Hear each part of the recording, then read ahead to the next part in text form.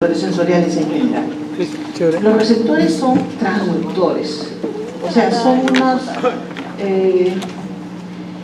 estructuras especializadas en recibir los estímulos y en transformarlos en un impulso nervioso.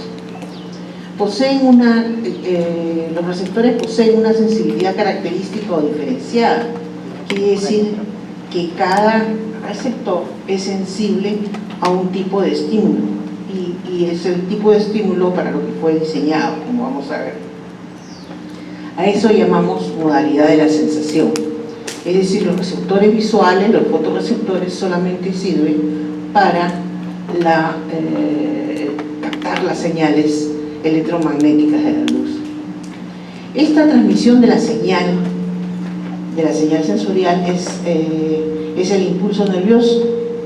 Este impulso nervioso va a llevar la información encodificada por toda la vía sensorial, o sea, lleva la información encodificada de las características del estímulo. Cuando se estimula una vía sensorial, la clase de sensación que se percibe depende del lugar a donde llegue, o sea, depende del lugar a qué corteza llega, en qué corteza receptora. Hay diferentes tipos de receptores sensoriales. Hay mecanoreceptores, termorreceptores, fotorreceptores, nociceptores y quimioreceptores. Los mecanoreceptores, ¿qué es lo que detectan? Estímulos mecánicos. O sea, detectan deformaciones mecánicas del receptor o de los tejidos. Como por ejemplo, ¿qué modalidad tenemos ahí? El tacto, la presión, el sonido. El sonido es un estímulo mecánico. Los termorreceptores lo que van a detectar son cambios de temperatura, o sea, van a detectar la temperatura de calor o frío. Los fotorreceptores lo que detectan son estímulos luminosos, o sea, la luz, las ondas electromagnéticas de la luz. Los nociceptores detectan lesiones que sufren los tejidos, o sea, son los receptores del dolor. Los quimioreceptores detectan ciertas moléculas químicas, como por ejemplo los receptores del olfato, del gusto, los receptores de la tensión del oxígeno en la sangre arterial y los receptores de la osmolaridad. Esos son los quimioreceptores. ¿Qué cosa es la transducción? Nosotros hemos dicho que los receptores son unos dispositivos naturales que son transductores, o sea, le decimos transductores porque van a cambiar una forma de energía a otra, o sea, la energía mecánica, la electromagnética de la luz, la energía química de un receptor químico, lo van a transformar en otro tipo de energía que viene a ser el estímulo, el impulso nervioso, o sea, van a cambiar el estímulo y la energía que trae en un estímulo nervioso, un impulso nervioso. Este impulso nervioso va a cambiar la permeabilidad de la membrana del receptor y así van a formar, un potencial pequeño que es el potencial del receptor. Si este potencial del receptor crece lo suficiente y supera el umbral, entonces se va a convertir en un potencial de acción, y este potencial de acción es el que se va a transmitir por toda la vía sensorial y que va a llevar encodificada toda la información del estímulo. Entonces, lo primero que se va a producir es un cambio de permeabilidad de la membrana del receptor y se forma así el potencial del receptor. Si este potencial del receptor es lo suficiente grande, o sea, supera en intensidad y en duración al umbral, va a formar el potencial de acción recién que va a ser el que se propaga. Aquí vemos en este dibujito, en este dibujo en la parte superior, vemos un axón, una célula sensorial, y aquí está la terminación sináptica. Este es el uso muscular, entonces si hay la suficientemente tensión aquí, a este nivel la longitud se aumenta acá, o sea, si se alarga mucho, se estira mucho, entonces se va a estimular acá y va a pasar, se forma el potencial de receptor, y si es lo suficientemente grande va a formar grande y duradero, o sea, que dura más tiempo, se va a formar el potencial de acción que va a llevar todo el impulso, se va a transmitir por toda la vía sensorial y va a llevar toda la información. Ustedes vean que cuando recién dan una pequeña descarga, eliminan unas pequeñas cantidades de neurotransmisores y no se llega a formar el potencial de acción. Si la descarga es moderada, pero todavía no pasa el umbral, va a descargar más neurotransmisores, pero no llega a ser el potencial de acción. En cambio acá sí, cuando la descarga el estímulo es amplio, intenso y duradero, va a producir un potencial de acción con la suficiente liberación de neurotransmisores para que pase a la siguiente neurona. Aquí tenemos varios tipos de receptores. Estos son mecanorreceptores. Tenemos el corpúsculo de Pacini, el de Meissner, el de Kraut. Son todos mecanorreceptores que van a intervenir en el tacto, en la presión de la piel, ¿no? Aquí tenemos un disco de Merkel y esta es una terminación nerviosa. Sí, esta terminación nerviosa es el nociceptor. O sea, el nociceptor, los receptores de dolor y de temperatura son así, terminaciones nerviosas, como vemos acá, simples, no forman estas estructuras, pero sin embargo sí son capaces de polarizarse y llegar a producir un potencial de acción que va a transmitir toda la información por toda la vía sensorial.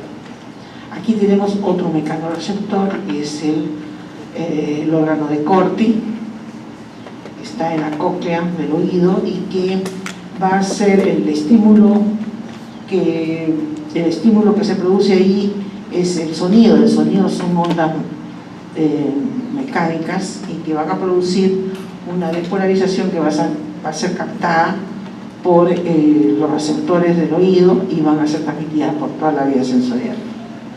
Aquí tenemos los fotorreceptores, que son dos, los bastones, los conos. Los bastones son más largos, delgados, y los conos son un poco más pequeños y son más anchos.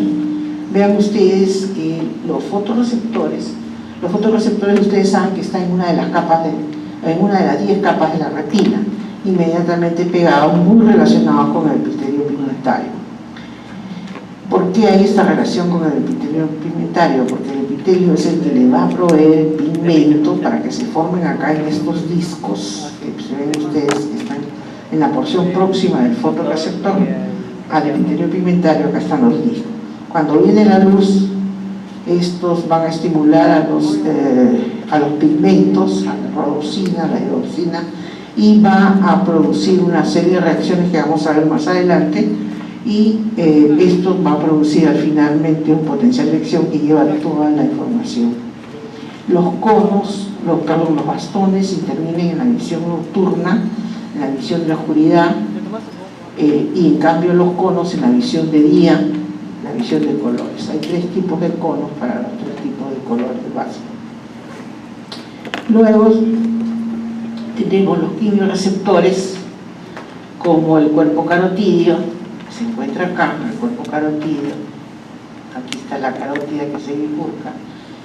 Acá está el cuerpo carotídeo, y son receptores químicos que lo que van a detectar son cambios de tensión de oxígeno. Acá están las células endoteliales, que son los receptores, y acá están las terminaciones sinápticas que van a captar, a enviarle a la célula. Y aquí los varoreceptores son terminaciones libres que están en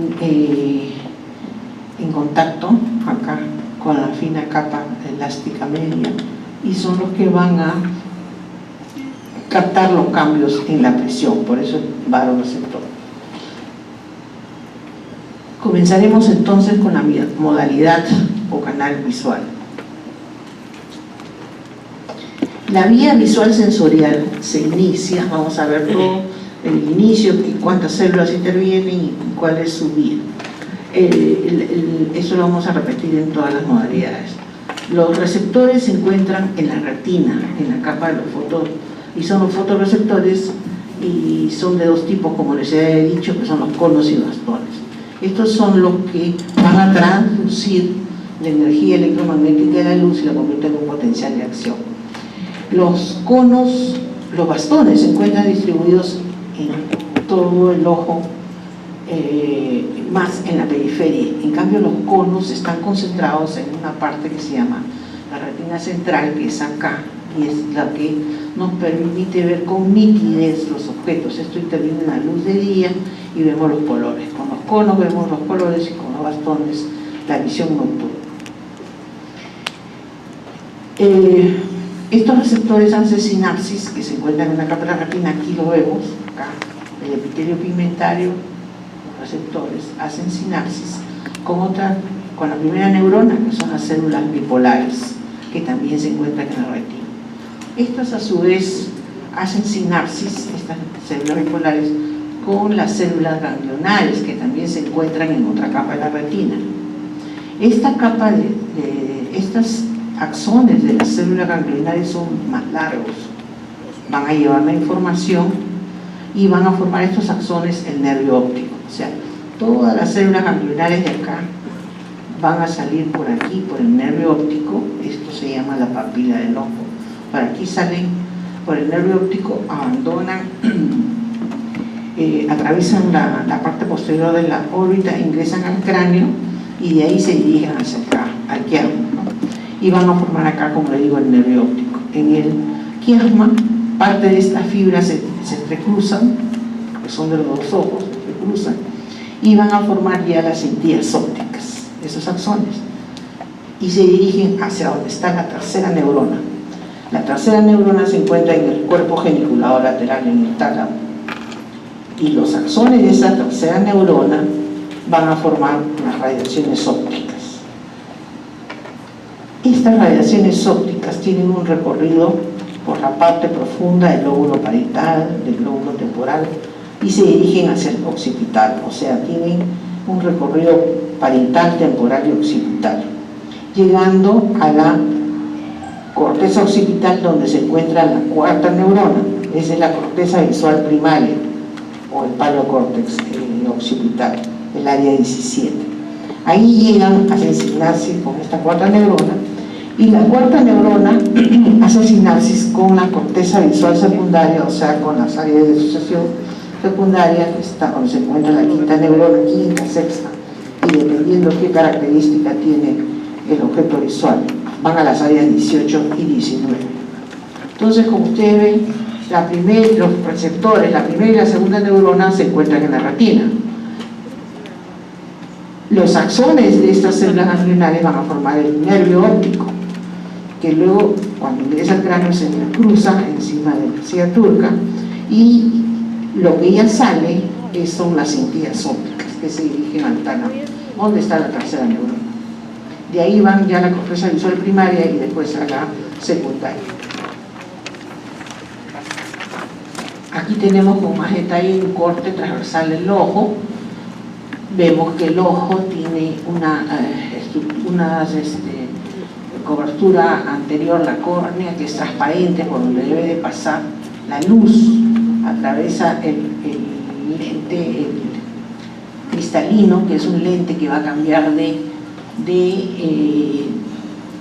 diámetro, se va a poner más grueso o más delgado, a ser cóncavo o convexo, de acuerdo a que se quiera acercar o alejar el objeto, para que la imagen, vamos a verlo en otro dibujo, llegue a la retina, ¿no? A la retina central, a la fovea, que está en la mácula, y donde se encuentran el 95% de los conos. O sea, por aquí es que nosotros tenemos la mejor agudeza visual. Con esto tenemos la visión central, o sea, con esto leemos, podemos discriminar objetos muy pequeñitos, y esa es la mejor visión que tenemos. Y el resto ya se llama retina periférica, donde no hay tanto cono, no hay casi nada de conos, sino hay más que todo bastones, ¿no? Y con esto no tenemos una visión nítida, sino con esta es la mejor visión que tenemos. Aquí en este dibujo podemos ver el corte ya histológico, nuevamente las células epiteliales que proveen el pigmento, acá los fotorreceptores, que que son de dos tipos, los bastones y los conos.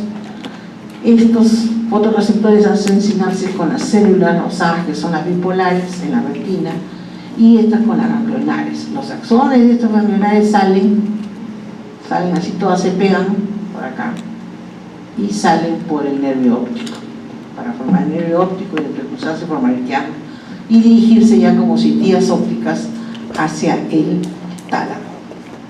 En estos fotorreceptores es que se va a producir la transducción. ¿Qué cosa es la transducción? El pigmento de rodopsina, al recibir la luz, la energía electromagnética de la luz, que se ha reflejado en o sea, acá hay una imagen, la luz que cae sobre esa imagen se proyecta acá y cae en la retina, en los fotorreceptores, llevando toda la información del objeto visual. Entonces esta rodopsina va a pasar por una serie de reacciones químicas donde interviene la vitamina A y un montón de compuestos, y se va a descomponerse y va a salir este pigmento, pero este pigmento se va a reciclar, nuevamente regresa a las células epiteliales y se va a convertir nuevamente en pigmento visual, y para esto se necesita la vitamina A. Aquí vemos la imagen, otra imagen del ojo, en la que estamos centrando el pedacito de fovea, que es la retina central, que es con la que tenemos la mejor agudeza visual y podemos percibir mejor las características de objetos pequeños, las letras, leemos con esto y le llamamos visión central. Aquí tenemos el punto de fijación, acá está el objeto, esta luz se va a reflejar acá y va a pasar toda la información, va a descargar y va a producir toda la información que va a pasar por la vía sensorial visual. Acá más agrandado están las células ganglionares, las bipolares y los fotorreceptores. Fíjense ustedes que en la fovea, que es la parte central de la mácula, que es donde está la visión central, se hace una depresión, separación, como para que la luz de frente, miren ustedes, las células bipolares y las células ganglionares se hacen a un lado, por eso ahí está muesca, para que la luz llegue de frente a los fotorreceptores y pase la información nítida. Aquí tenemos lo que sucede a nivel molecular. Este es un disco, eso que les había dicho que estaba en la parte inferior, que tiene los pigmentos. En este disco se encuentra la rodopsina, ese es el receptor de la rodopsina del pigmento. Entonces por la luz se estimula este pigmento de rodopsina, este receptor de la rodopsina, y al estimularse, ¿qué es lo que va a hacer? Va a estimular a la proteína G, y la proteína G se va a desdoblar y va a intervenir en la activa el GMP cíclico, activa la fosfodiesterasa, y la fosfodiesterasa hidroliza el GMP cíclico, reduciendo la concentración, o sea, baja la concentración de este GMP cíclico acá, y va a hacer que se cierren los canales de sodio. Al cerrar los canales de sodio se va a depolarizar la membrana y se va a producir el potencial de acción visual, que va a transmitir toda la información. Igualmente aquí vemos lo mismo. ¿Qué es lo que hace? La luz activa al receptor del pigmento, el receptor del pigmento activa a la proteína G, la proteína G actúa sobre la fosfodiesterasa que actúa sobre el GMP cíclico y hace que activa al canal de sodio y se produce la depolarización de la membrana, el impulso de acción, el potencial de acción, perdón. Aquí tenemos también otro dibujo que explica lo mismo, que están acá los fotorreceptores, las células bipolares, las células ganglionares, que todas se alinean así, y se van juntando los axones para formar el nervio óptico. Estas células que están en naranja y verde, amacrinas, y las células horizontales sirven para conectar la información de la periferia con la central. Aquí vemos que otro detalle de la visión que es, ya hemos visto la parte de la transducción visual, pero aquí vemos que nosotros cuando todos los estímulos que nos llegan van a salir por como les decía, salen los axones por el nervio óptico, pero el nervio óptico tiene sus fibras que proceden de la retina. Como esto está para afuera, se llama retina temporal y esta es la retina nasal. Como el ojo es una esfera, la retina nasal, o sea, la retina que está cerca de la nariz hacia adentro, esa retina va a corresponder al campo temporal, o sea, la parte de más de afuera. En cambio, la retina temporal se encarga del campo visual nasal, ¿no? La parte de adentro. Este es el campo visual de un ojo, de acá, y este es el campo visual del otro ojo. Como nosotros vemos con ambos ojos, ambos campos visuales se superponen. Y la parte de este campo visual global que tenemos con los dos ojos en el centro corresponde a la información que viene de la magnitud. Bueno, el detalle está en que la retina temporal que lleva la información nasal, del campo nasal, sigue de frente, sigue de frente en el quiasma, no se entrecruza, sigue de frente hacia el tálamo. En cambio, las fibras que se encargan de la parte temporal, o sea, de la parte de afuera del campo visual, vienen de esta retina nasal, que es de estas fibras de la retina nasal, que son las que se entrecruzan en el quiasma. Esto tiene una gran importancia, porque quiere decir que el campo, la visión de afuera, de los campos temporales de ambos ojos, son las que se entrecruzan acá en el quiasma. En cambio, las de adentro, no. Entonces, si aquí, imagínense ustedes, tuviéramos una lesión, esto está sobre la silla turca. Debajo de la silla turca, ¿quién está? Está la hipófisis. Si acá se lesiona porque hay un tumor en la hipófisis o un tumor en la meninge que envuelve la silla turca, lesiona en el quiasma, ¿qué es lo que va a producir? Si lesionan el quiasma, van a lesionar las fibras que se encargan de la parte de afuera. Es por eso que un signo típico de una lesión quiasmática, o sea, del quiasma, es perder la visión, es la hemianopsia bitemporal, perder la visión de la parte de afuera, de ambos lados. Entonces la persona ve como un túnel. A veces eso no se dan cuenta, sino ya se dan cuenta cuando ya el tumor ha avanzado bastante, porque eso va avanzando poquito a poco. Entonces, una lesión acá nos da un patrón específico de alteración del campo visual, que es la hemianopsia bitemporal, la pérdida de la visión de la parte de afuera, de ambos ojos. Entonces, eso es típico de acá. Ya, pasando el quiasma, todas las fibras que se van para un lado, que en este caso es el lado izquierdo, todas estas fibras se van al tálamo y al hemisferio izquierdo, se van a encargar de todo el lado, de todo el campo visual derecho, contralateral, al revés, así como la hemiplegia derecha es por lesión de vía piramidal del lado izquierdo, igualito en el cerebro está casi todo cruzado. El campo visual izquierdo pertenece a las vías visuales derechas y al revés. Todo esto llega a 6 capas diferentes del tálamo, del núcleo dorsal lateral del tálamo, pero todo está perfectamente ordenado como para que la información llegue ordenada también a la corteza visual primaria, que es esta, la corteza calcarina. Está a los lados, en los labios de la fisura calcarina.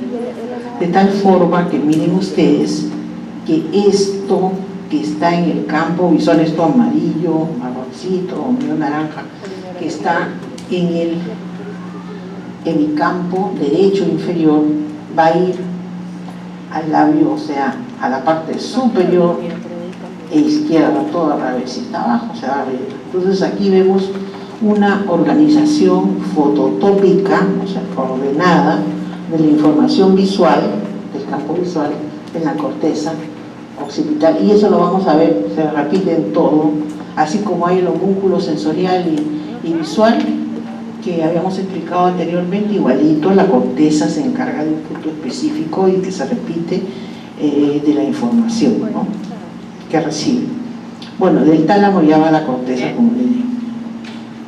Aquí lo mismo que les he dicho, y aquí para que ustedes vean que en el tálamo hay 6 capas y toda la información llega a determinado número de capas bien ordenadito para después reconstruir así el campo, de tal forma que si hay un infarto acá en el labio inferior de la corteza calcarina izquierda, se va a producir, si es en el labio inferior de la corteza calcarina izquierda, se va a producir una cuadrantanopsia superior, porque esto está abajo, puede ser superior, aquí ven, del lado derecho, todo lo contrario, todo lo opuesto. Aquí está explicado, escrito todo lo que les he explicado ahorita. Hay una mancha ciega, la mancha ciega es por donde sale el nervio óptico, donde salen las fibras, aquí no se ve. Entonces en el campo visual tenemos un puntito en que no se ve, no se percibe el estímulo luminoso, un puntito muy pequeño. El cristalino que está en el ojo sirve para invertir las fibras, el quiasma se intercruzan las fibras nasales, como les dije. Y las cintillas ópticas, que es este pedazo, como les decía, esto se llama el nervio óptico, son las fibras, los axones de las células ganglionares. Cuando llegan a la altura del quiasma, se entrecruzan solamente las que corresponden a la retina nasal. Las otras se siguen de largo. Entonces, después del quiasma, esto ya lleva solamente información del lado contralateral, y esto se llama cintillas ópticas, hasta que lleguen al tálamo. En el tálamo está la tercera neurona. Entonces los axones de esta neurona van a formar otros axones que van a recorrer hasta la corteza occipital primaria, pero por el camino pasan por la subcorteza parietal y temporal, tienen un recorrido parieto-temporal, que lo van a ver mejor en otro diapositivo. Y esto se llama radiaciones ópticas. Esto es nervio óptico, cintilla óptica, radiaciones ópticas.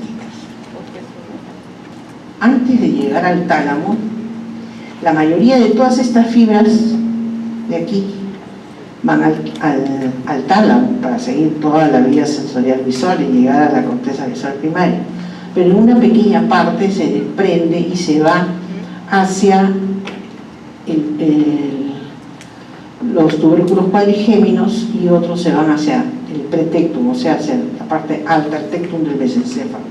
¿Por qué? Porque en el tectum del mesencéfalo está el núcleo de Edinger-Westphal para constituir estas fibritas, la vía aferente del reflejo fotomotor, cuando se va al pretectum, o sea, el núcleo de la pupila.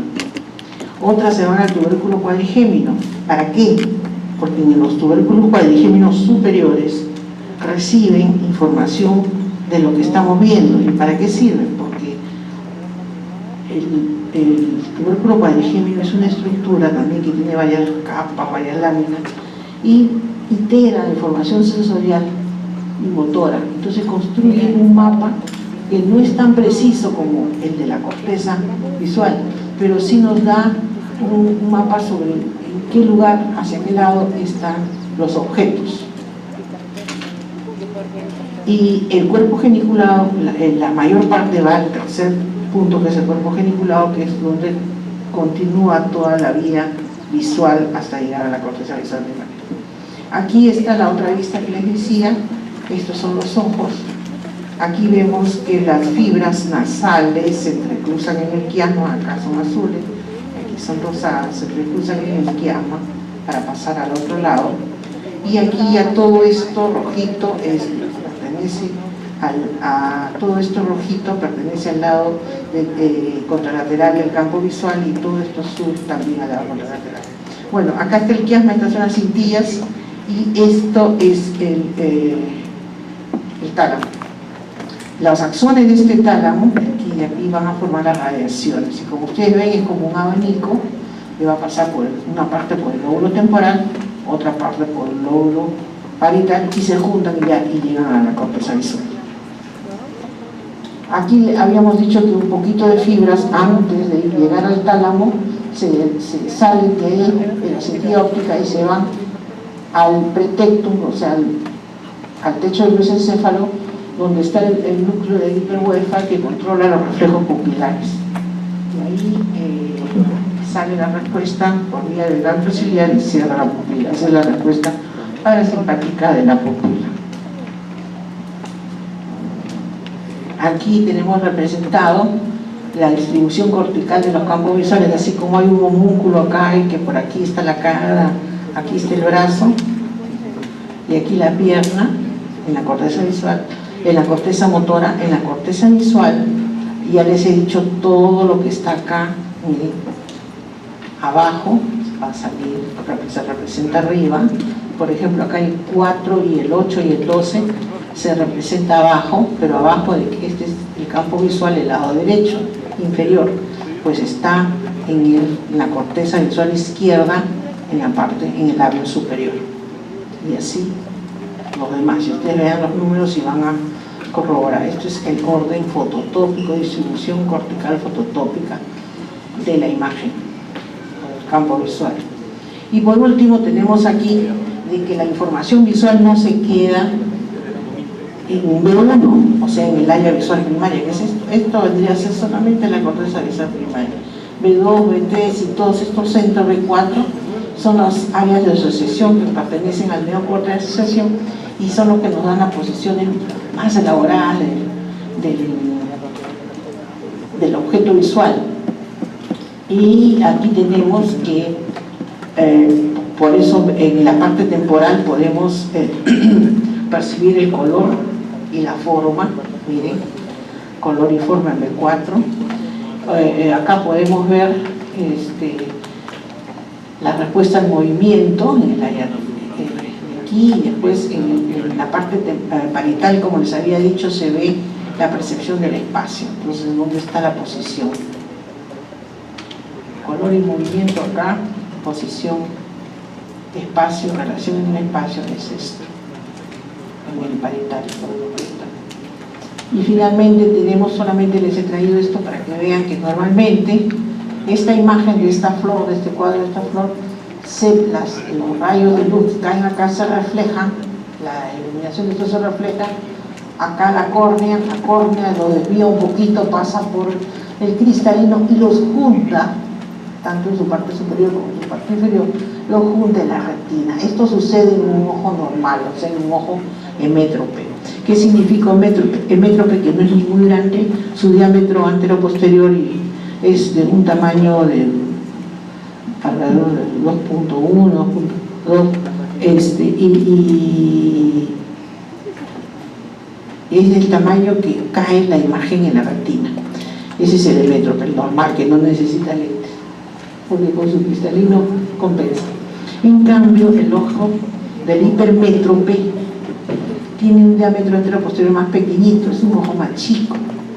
Entonces, ¿qué sucede? La imagen